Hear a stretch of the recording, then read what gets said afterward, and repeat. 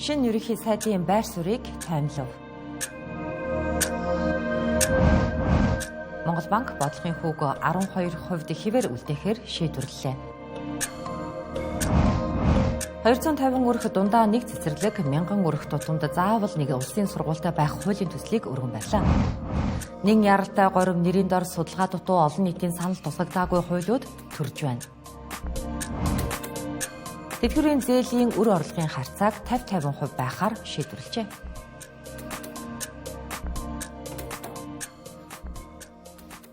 Өрөмтөргийн үзэгчдээ сая танилцуулсан болон бусад мэдээллийг одоо танд үзүүлж байна. Тэнгэрлэлээс 7 мэдээллийн хөтөлбөр эхэлж байна.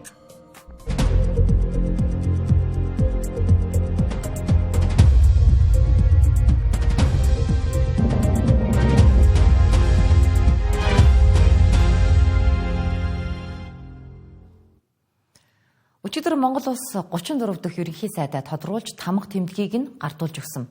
За тэрээр эх 7 хоногоос төсөвт тодтгол хийхээ амлаж өнөөдөр засгийн газрын бүтэц бүрэлдэхүүний тухай хуулиа өргөн барих тухай хэлж байсан. Гэхдээ өнөөдөр чуулганаар бүтэц бүрэлдэхүүн хэлэлцсэнгүй. За өчигдөр ерөнхий сайд болохынхоо өмнө Зандан шатар 68 гишүүний асуултанд хариулсан. За энэ хариултуудаас ойрын үед явуулахаар зэхэж байгаа бодлогын талаар томилон үзүүлье. Ерөнхий сайд Зандан шатар өчигдөр улсын хурлын гишүүдийн асуултанд хариулах үеэрээ татвар бууруулахгүй гэдгээ тодорхой хэллээ. Эдийн засгийн нөхцөл байдал хүнд байна. Төсөв 2 их найз төгрөгөөр тасалдсан. Цаашид ямар арга хэмжээ авах гэсэн асуултыг гишүүдийн дийлэнх нь тавьж байлаа. Гадны хөрөнгө оруулалт гэдэг зүйл явсаар байгаад оюутлогыг асуулаад гадны хөрөнгө оруулалт гэдэг зүйл байхгүй болчоор л дэлхийн нийтдээ холбогддог харилцдаг тэр харилцаа маань хайчгий. Одоо тэр валютын ханш энэ олон зүйлүүд маань үнэндээ буруу тал руугаа ингээд явчихлаа. Тэгээд шинэ ерөнхий сайдаас магадгүй томилогдох байх. Шинэ ерөнхий сайдаас эдгээр дээр та нэг чин сэтгэлийн чин яг бодит магадгүй бид нэр дараагийн төсөв өргөн барихаас эхлээд энэ бүгд маргааш нөгөөдөрхнөөс эхлээд бодит нөхцөл байдал харагдаж эхэлнэ. Энийн дээр та нэг яг биелж болох бодиттой зүйлээс ганц нэгийг бас хэлээч. Одоо үнэндээ бол кичнээн гой сайхан зүйл бид нэр тал ярьдаг. Яг эсэргээр нь яваал энэ хүрсэн. Үнэн л байхыг эрхэмл. Би үнэн л байхыг боддог. Бага маань тэр алдаа маань ч гэсэн тэр ил тод хотлоор мөнгөөр хавлах бучилж хотлоо ярихыг хүсэхгүй. Ийм учраас би маш тодорхой нэг зүйл хэлж байгаа нь бол ойрын хугацаанд амжуулаад эх 7 хоногт багтвал тоонууд хэцүү байна. Төсвийн тодголыг өргөн барина. Хэмнэлтийн тодгол хийн. Эндээс төрийн оролцоо төсвийн хэмнэлтийн бодлого маань тодорхой харагдана. Татварын бодлогыг ил тод шудраг эрсдэлдөөнтэй тэг шудраг байх зарчимд нийлжүүлж өөрчлөнө. Татварын бааз суурийг өргөтгөж нэг татвар төлдгөө нөөт гээд одоо зарим төлдгөө зарим төлдгийн татваруудыг нийтээр хамрагдсан татварын бааз суурийг өргөжүүлсэн бодлогыг шинжилнэ. Эдийн засгийн бүтцийн өөрчлөлтийг хэрэгжүүлнэ. Энэ бүх бодлого маань бол эхний ээлжинд хэрэгжих юм бодтой алхмууд байх болно гэдэгт эргэлзэх хэрэггүй. 14 мега төслүүд дээрх 7.6 их найз төгрөгийн хөрөнгө оруулалтын зардлыг багасгах нь. Өөрөөр хэлбэл мега төслүүдийг эрэмблэхээ Зандан шатар амлалаа. Мөн татварын бааз суурийг нэмэгдүүлнэ гэдэг нь татвар нэмэх биш, харин татвар төлдөггүй хэсгийг төлдөг болгох тал дээр анхаарч ажиллана гэлээ. Үүнийгээ тэрээр нэмэгдсэн өртгийн албан татварын жишээн дээр тайлбарлалаа. Буцаан олголтыг нэмэгдүүлэх замаар төлөлтийг сайжруулах тухай улсын хурлын дарад байх үедээ санаачилж байсан хуулийн төслөө хэрэгжүүлэх төлөвлөж байгаа гэлээ. Гэхдээ үүнтэй зэрэгцээд тансаг хэрэглээний татвар буюу онцгой албан татварыг нэмэгдүүлнэ гэлээ. Үүнийгээ хэрэглээний татвар болохоос орлогын татвар биш гэдгийг онцолж байлаа. Төр бүсэж хангалж байгаа үед ингэж зардлаа буруулж байгаа үед татварыг тэгээд тэд эдэн хувь буруулчны шууд хэлэх боломжгүй. Валютын ханшийг өсгөөд байгаа энэ импортын зарим хэрэглээн дээр тухайлбал одоо өндөр үнэтэй виски мискгээд оруулж идэг энэ 270 сая долларын архи тэмх импортоор авчихна. Энэ дээр одоо импортын татварыг нэмэгдүүлэх, тансаг үнэтэй өндөр үнэтэй автомашинуудын татварыг анхаарах, гэх мэтлэн ийм бодлогын төлөвлөлтүүдийг хийх заашгүй шаардлага болно.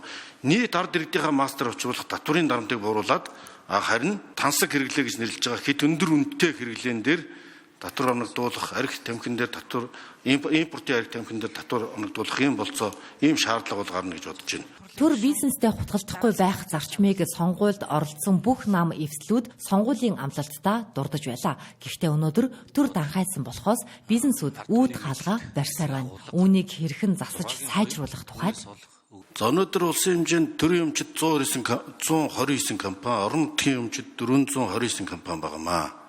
Гэхдээ нийтдээ үндсэндээ 540 орчим улсын үйлдвэр аж ахуйн газар байна.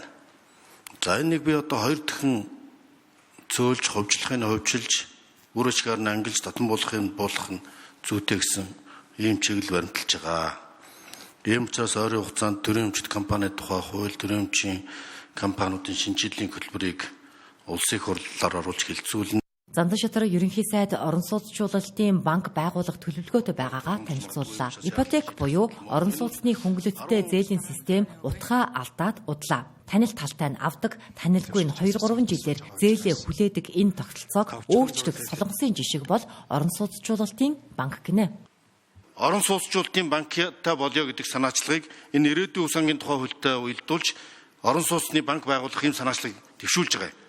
Залуу гэр бүлийг дэмжихэд ипотекийн бодлогыг уян хатан нийлүүлэлтийн бодлоготой, метр квадраттай, эрэлт нийлүүлэлттэй уялдуулж хэрэгжүүлдэг Солонгосын 70 донд хэрэгжүүлсэн орон сууцчлалтын банкны Хаусен банк гэдэг банкны загварыг нэвтрүүлж ирээдүйн энэ 27 сангийн орон сууцчлалт эрүүл мэндийн бодлоготой уялдуулсан ийм зарчмаар анхны орон сууцны төнгөлтөө нөхцөл санал болгох, урьдчилгаа төлбөрийн дэмжлэг үзүүлэх, уян хатан зээлийн хугацаатай, бага үедтэй зорилт чиглэгдсэн орон сууцчлалтын бодлогыг хэрэгжүүлэхийн тулд ипотекийн банк буюу орон сууцны банкыг байгуулж иж илүү үр дүнтэй хэрэгжүүлэх юм байна. Тэгвэл одоогийн барьж байгаа орон сууцад ипотекийн зээл маань бас яг зорилт хүлэгтээ хүрч чадахгүй байна.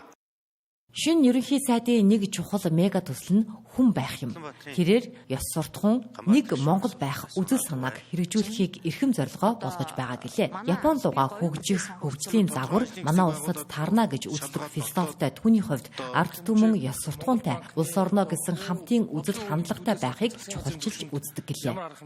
Бидний өнгөрсөн 30 жилийн бас нэг гажууд бол хуучин ёс суртахууны хэм хэмжээг хэрэггүйгээ ийдсэн шинэ ёс суртахууны моралын хэм хэмжээг тодорхойлоогүй идеологи нэг Монголын нэгдмэл үнд зүйл, уламжилт ёс суртахуун энэ үнд зүйлүүд хаягдж удаг эсгээгдэж байгаа бол нийгмийн ёс суртахууны дороотлын хамгийн гамшиг мөн. Ийм учраас хүний хөгжил бол манай засгийн газрын хамгийн том мега төсөл байх болно.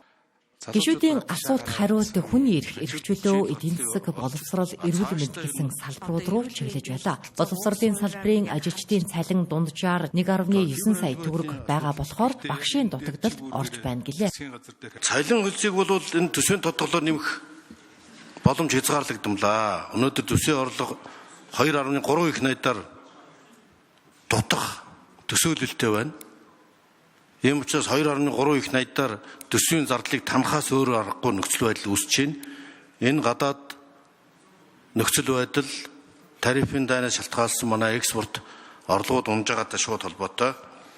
Харин 2026 онд бол ер нь энэ бус улсын салбарын шинжилгээний хүрээнд одоо яг бүх нэмэгдлийн дээр тооцоод нөгөө 40% нэмэгдэл хөдөө оронд багш нарын дутагтай холбоотой 40% нэмэгдлийн дээр тооцоод бусад салбарын дунд цалин нэг 2 сая 332 мянга байхад боловсролын салбарын цалин дунджаар 2 сая төгрөг гэж байгаа. Яг нөгөө бусад нэмгэлүүдэд тооцоочхоор.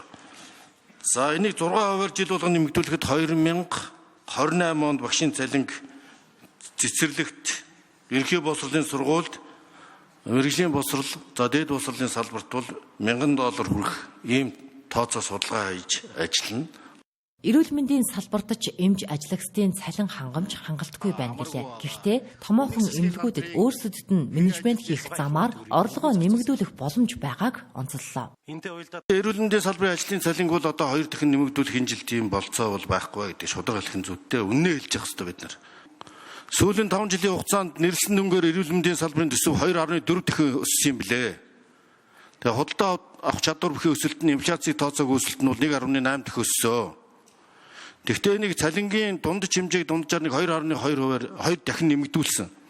Тэгээ энийхээ чиглэлийг л барьж ажиллахыг бид гол болгоно.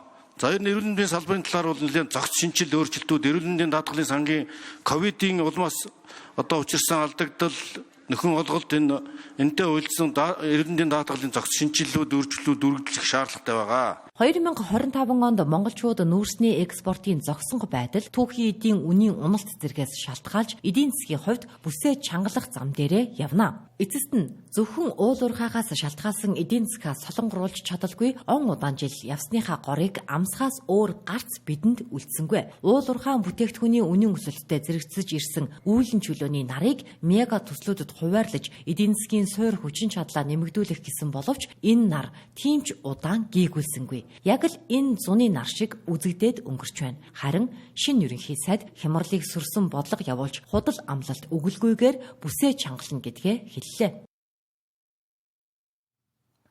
Олон улсын зээлжих зэрэглэл тогтоогч Fitch Ratings агентлагийн зүгээс Монгол улсын зээлжих зэрэглэлийг буруулж болзошгүй гол хүчин зүйлийг төсвийн асуудал гэж тодорхойллоо. Мөн төсөв нь шин засгийн газрын энэ тэргуунд анхаарлаа хандуулах ёстой зүйл болохыг хэлж байна. Агентлагийн мэдээлснээр нүүрсний экспортын орлого огцон буурснаар шин засгийн газарт санхүү төсвийн хүндрэл үүсэх төлөвтэй байна гэлээ. За мөн олон нийтийн эсэргүүцэл иргэдийн уур бухимдлыг намжаахын тулд засгийн газар төсвийн зардлыг нэмэгдүүлбэл эрсдэл улам нэмэгдэхийг анхаарууллаа. Ерөнхий сайд оюун эрдэнэ 6 дугаар сарын 3-нд огцорсон дараагийн засгийн газар нэн яралтай дахин байгуулагдаж улс төрийн тогтвортой байдал хурдан хугацаанд сэргэвэл нүүрсний үнийн уналтанд үр дүнтэй хариу өгөх нөхцөл бүрднэ гэж агентлаг дүгнжээ. За эргэн сануулгад 2024 оны 9 дугаар сард Монгол улсын зээлжих зэрэглэлийг бие ангиллаас бие нэмэх болгож сайжруулж байсан юм а. Дараагийн засгийн газар хэдний ямтай хин гэдэг сайд нартай байх вэ гэх хүлээлт үүсэж байгаа энэ үед Монгол Ардын намын залуу анхудаа сонгогдсон гишүүд ерөнхий сайдад шаардлага тавьж байна. За тэд шинэ засгийн газрын бүтэц бүрэлдэхүүнд хуучин кабинетийн сайд нарыг улиран томилохгүй байхыг ерөнхий сайд зандан шатраас шаардаж байна. Түнчлэн шинэ засгийн газарт гендерийн тэгш байдлыг хангахыг шаардлаа. За тодорхойлбол дор хаяж 7 эмэгтэй сайд томилох акцийг өрнүүлээд байна. За мөн улс төрийн легитим чанарыг баримтлахыг хүслээ. Зандан шатрын хувьд улс төрийн туршлагатай ч улсын хурлын гишүүн биш. За иймд легитим байдлыг харгалзаж улсын хурлын гишүүдээс танхимаа бүрдүүлэх хэрэгтэй гэж тэд үзэж байна. Үндсэн хуулийн өөрчлөлтөөр 126 гишүүнтэй мэргэжлийн боловсон хүчний төлөөлөлтөд парламент бүрдсэн тул засгийн газрыг ингэж бүрдүүлэх нь зөв гэж болормоо Баасан жаргал нарын гишүүд үзэж байгаа юм байна. Засгийн газар боловсруулсан бараг бүх хуулиа яаралтай гормоор өргөн мэдүүлсэн гэхэд хэсдэхгүй. За энэ болгонд нь ч улсын хурлын гишүүд бүрэн судалж чадалгүй цаг хугацаанд шахагдаж кноптод явснаа нуудаггүй.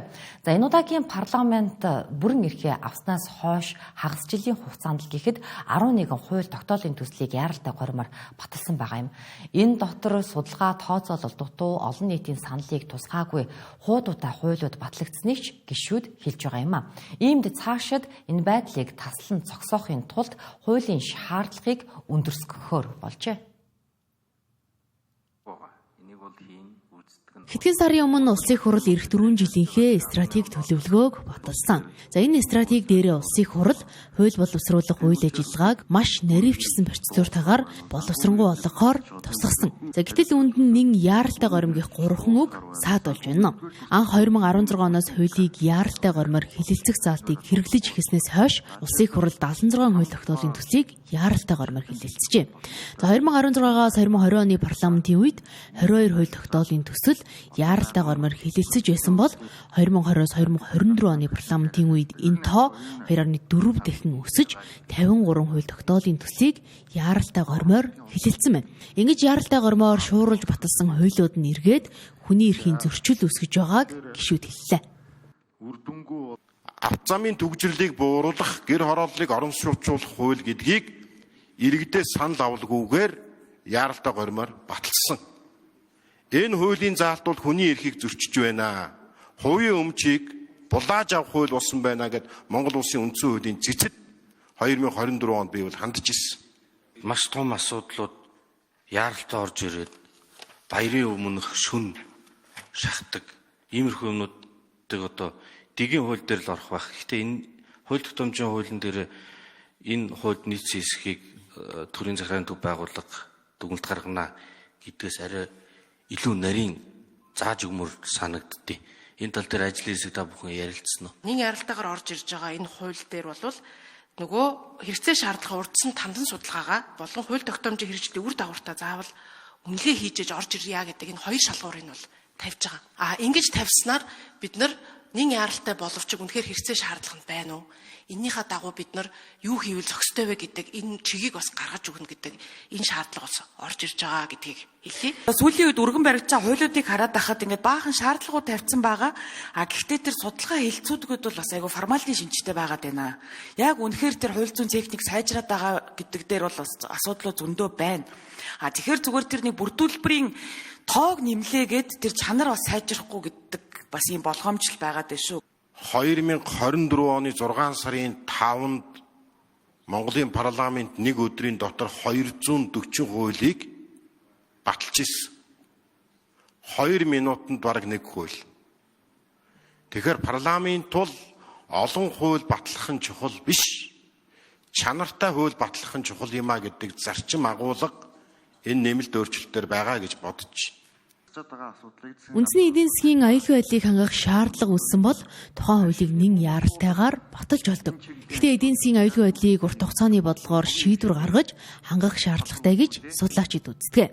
Гэтэл нэн яаралтай гормоор хууль батлаад байгаа нь бусад хуулиа зөрчилдөд байна. Тиймээс яаралтай батлаад өгж шавдуулж байгаа засгийн газрын өргөн мэдүүлсэн хууль тогтоолын төслүүдийг парламентын босгод авах үеэс нь л хүний эрхийг зөрчсөн эсхийг нь сайдар хяндаг байхаар хуулийн төсөл тусгасан гэлээ. Улаанбаатар хотод ямар ч төлөвлөлтгүй стандартгүй явж ирсний гороор олон мянган хүн амтай хотгон хорооллууд дунд ганц ч улсын сургууль цэцэрлэг алгаа. 16 мянга орчим хүн амтай алтай хотгоноос эхлээд 90 хар хорон King Tower гэд нэрлээд байвал хэд хэдэн хотгон бий. Иймд цаашид анхнаас нь тухайн хотгон хорооллыг хүлээж авахдаа заавал улсын сургууль цэцэрлэгтэй байх шаардлагыг тавьдаг байх нь зүйтэй гэж хууль санаачлагчид үзжээ. Энэ дагуу хот байгуулалтын тухай хуулийн нэмэлт өөрчлөлт оруулах хуулийн төслийг өнөөдрийн улсын хурлын чуулганаар хэлэлцлээ. Өнөөдөр Улаанбаатар хотод нэг ч улсын сургууль цэцэрлэггүй хэрнээ 40 мянган оршин суугчтай хотхон хорооллууд борооны дараах мөөх шиг олширч байна. Орчин суугчдын чиний адил хэдийнэ дасаж төвжрэл үүсгэн байж үр хүүхдүүдээ хичээл сургууль цэцэрлэгт нь зөөж байна. Энд дор хаяж 1000 өрх тутамд нэг улсын сургууль, 250 өрх тутамд нэг улсын цэцэрлэгтэй байх шаардлагыг хуульчлан гэлээ. Нэг ясандаа сургууль цэцэрлэгийг өрхийн тоотой шууд уялдуулж зайлшгүй тооцдог болох нь зүйтэй гэлээ.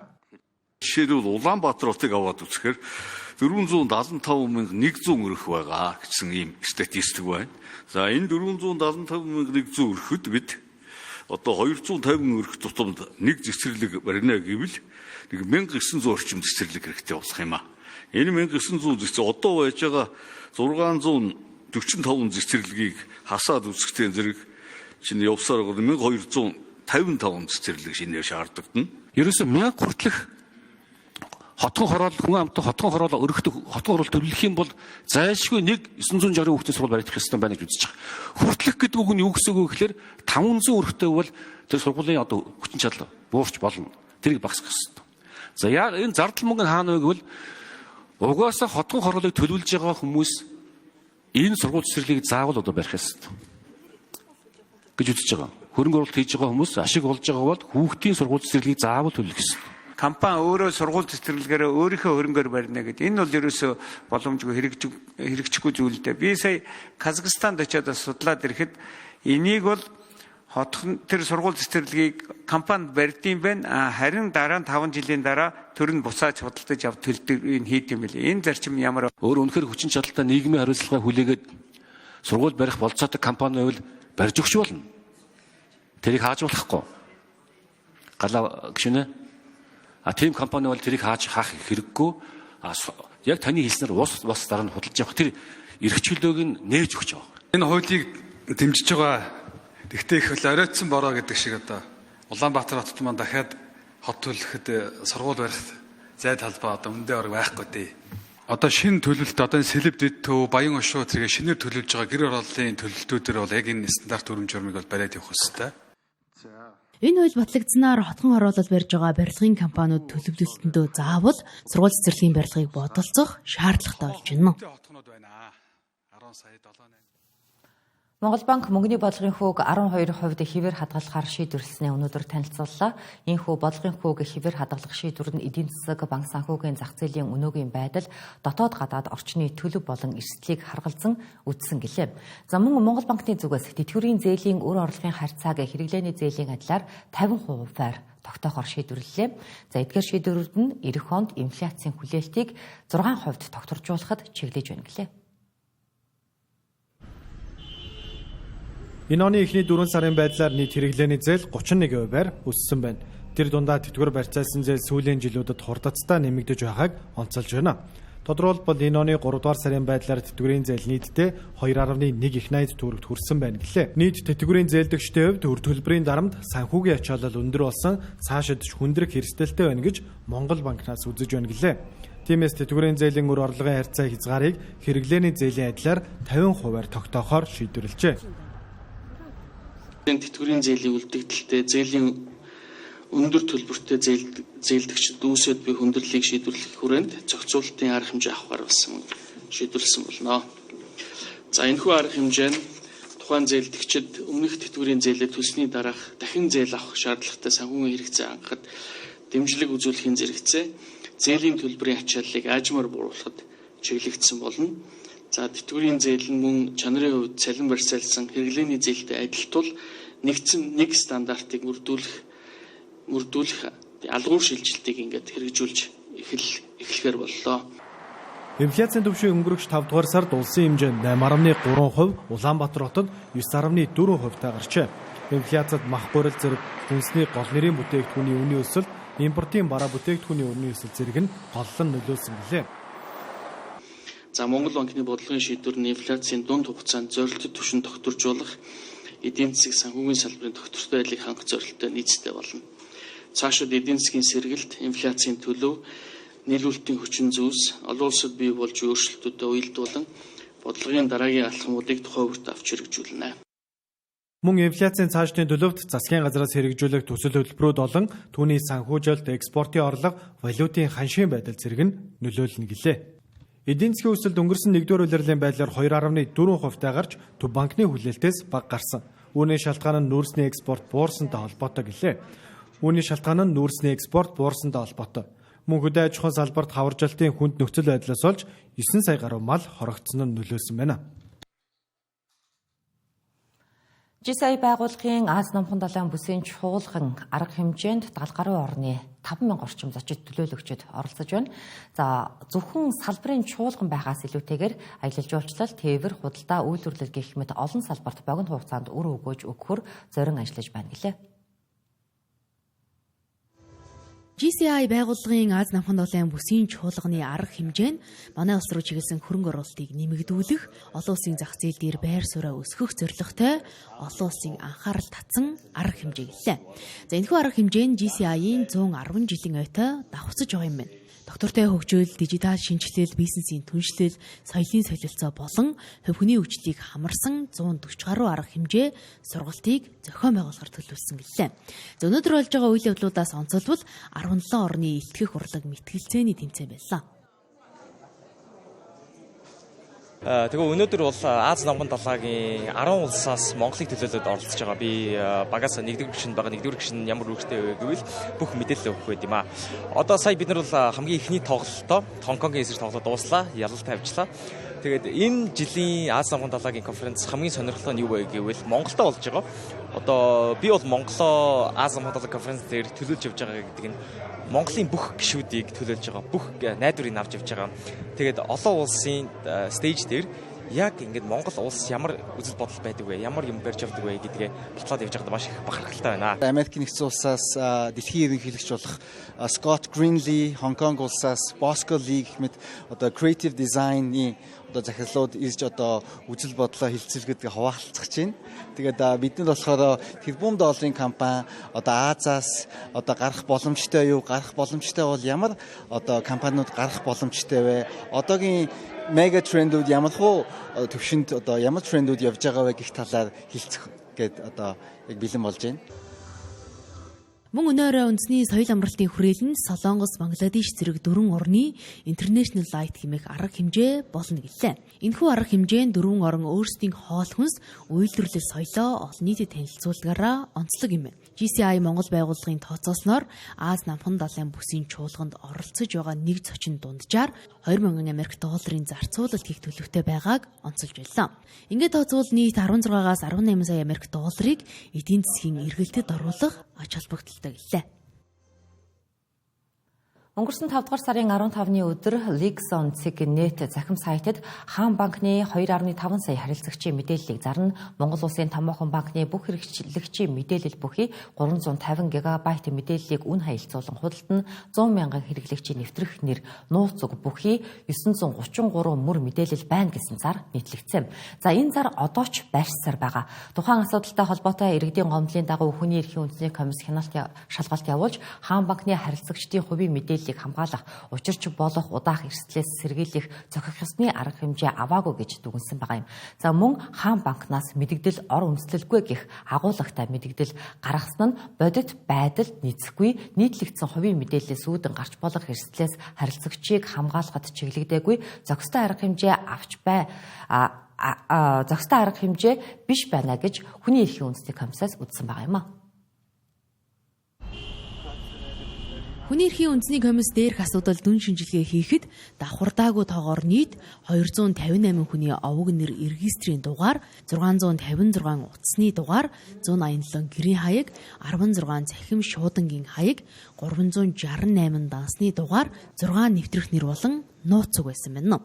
За эдгээр мэдээлэл нь хэрэглэгчдийн хэн болох хаана амьдарч байгааг мэдэх боломжийг бүрдүүлжээ. За мөн үүнээс гадна хүний халдашгүй чөлөөтэй байх, хувийн нууцаа хамгаалуулах эрхийг шууд зөрчсөн гэж үзэж болохоос нөхцөлийг бий болгосон хэмээн хүний эрхийн үндэсний комисс дүгнсэн байна. Харин Хаан банкнаас төрийн байгууллагууд харилцагчдын мэдээллийг гаргуулж авдаг бөгөөд за ийхүү мэдээлэл авсан байгууллагуудаас мэдээлэл алдагдах боломжтой талаар Хаан банкны эрх бүхий албан тушаалтнууд тайлбарласан байна. За мөн иргэдийн хувийн мэдээлэл эрх бүхий төрийн байгууллага эсвэл банкны салбар гэрээлэн гүйцэтгэгчээс анхлан алдагдсан байх магадлалтай гэх дүгнэлтэж гарчээ. Бас банкнаас хуулийн дагуу мэдээллийг дамжуулж авдаг төрийн байгууллага эсвэл гэрээлэн гүйцэтгэдэг хувийн байгууллага банкны салбарууд бас одоо байгаа. Тэгэхээр энэ салбарууд дээр бол одоо тодорхой мэдээллийг дамжуулахдаа найдвартай их усүрээр найдвартай шугамар арга хэлбэрээр дамжуулах асуудлыг бол бас одоо зохицоорон шийдэх ёстой гэдэг асуудал бол энэ шалгалтын явцад зайлшгүй хөндөгдсөн. Дашран төрөлхөд 2021 онд Монгол улс хүний хувийн мэдээллийг хамгаалах тухай хуулийг баталсан. 2022 онд хүний эрхийн үндэсний комисс хүний хувийн мэдээллийг хамгаалах тухай хэлтэс байгуулагдсан. За энэ хэрэгээс гадна Хаан банктай холбоотой хэд хэдэн иргэний гомдол хүний эрхийн үндэсний комиссд бүртгэгдсэн болохыг хэлж байлаа. Бодлоо хөгжлийн банк өнгөрсөн хугацаанд хуримтлалтай Монгол аянаараа дамжуулан 7 харилцагчтай байр бэлэглэж 20 гаруй харилцагчаа гадаадад аялуулсан байгаа юм а.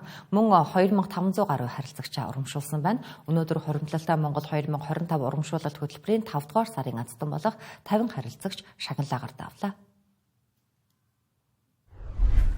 Бодлоо хөгжлийн банкнд бол 2015 оноос хойш данс нэгэд тэгээд идэвхтэй ашиглаж байгаа. Тэгээд хадгаламж болохоор ер нь энэ оноос л нээсэн. Тэгээд сар болгон тэгэл нэмээд явдаг, цалингасаа ч юм уу те орж ирж байгаа орлого бүрээсээ нэмээд явдаг. Тэгээд санамсаргүй байдлаар хацтан боллоо. Маш их баяртай.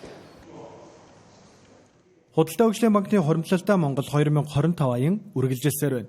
Аяны супер урамшуулал болох байрны тохирлыг 7 дугаар сард тодруулах гэж байна. Урамшууллын тохиролд 1-6 сар цуглуулсан нийт эрхээрээ оролцох юм байна. Хэрэг та хараахан худалдаа хөгжлийн банкны хадгаламж нийлгэж нэмэгдүүлж хэмжээгүй байгаа бол 25 оны 6 сарын 30-ны өдрөөс өмнө хадгаламжаа нээж 100 мянган төгрөг нэмэгдүүлсэн тутамдаа нэг урамшууллын эрх авч хуримтлалтай Монгол аяндаа оролцоорой. Хуримтлалтай Монгол аянд хамрагдмаар байвч хараахан хадгаламжаа үсгэж амжаагүй иргэд Худалдаа хөгжлийн банкны онлайн банкар болон өөрт ойрхон салбартаа хандан хуримтлалаа үсгэх боломжтой гэлээ. Мөн Худалдаа хөгжлийн банкны харилцагч биш байсан ч TDB онлайн аппликейшн татаа авч харилцагчаар бүртгүүлэн урамшуулалт хөтөлбөрт оролцох боломжтойг онцолж байна. Тэнгэрлэгээс 7 мэдээллийн хөтөлбөрөөр үзүүллээ. Хамтдаа анхаарлаа хандуулсан танд баярлалаа.